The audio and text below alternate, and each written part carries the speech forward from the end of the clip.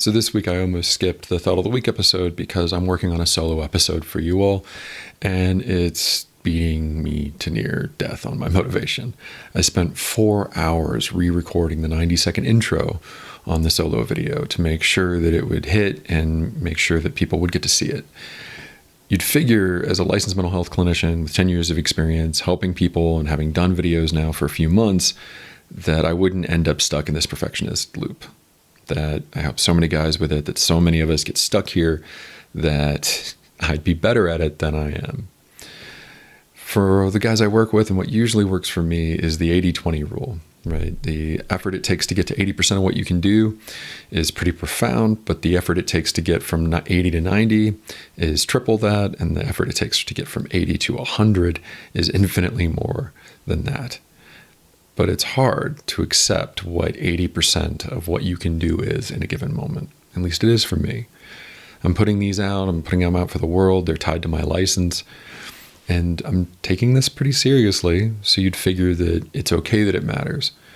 But I also burnt an entire day for 90 seconds of a 45-minute video.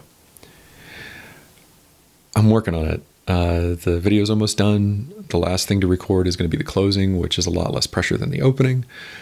And I've made an agreement with myself to only do 3 takes. I'm going to do 3 takes of the closing, and that's going to be what you all are going to get. And I think it's going to be pretty good. I'm hoping the pressure of knowing that I'm only recording 3 is going to help me focus, help me get better at it.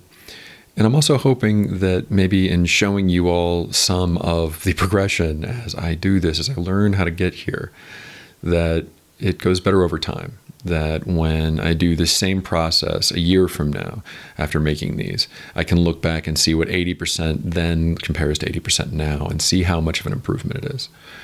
I think that's the thing with perfectionism that we always forget, is that we're always learning. We're always trying to get better at something.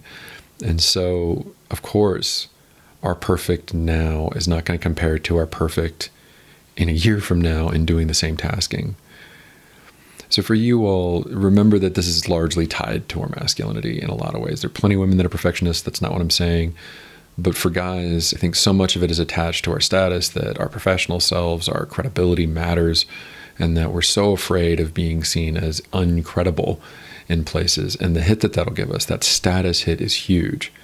And that's going to be a theme in the video that I'm making, ironically, that status seeking as part of masculinity. So you'd figure again that, talking about that for a day might help me make the video better. It didn't. But we'll see what I can do with this afternoon, right? What are you going to do with something that you're get stuck on? What's something that you're stuck in that perfectionism loop on that you just can't get done because you keep having to go back and redo and redo and redo and redo?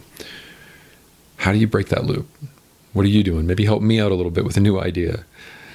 Mine's the 80-20. If I can get to the 80 and accept that that's the 80 for today, but it won't be tomorrow, I can put things down a little bit better.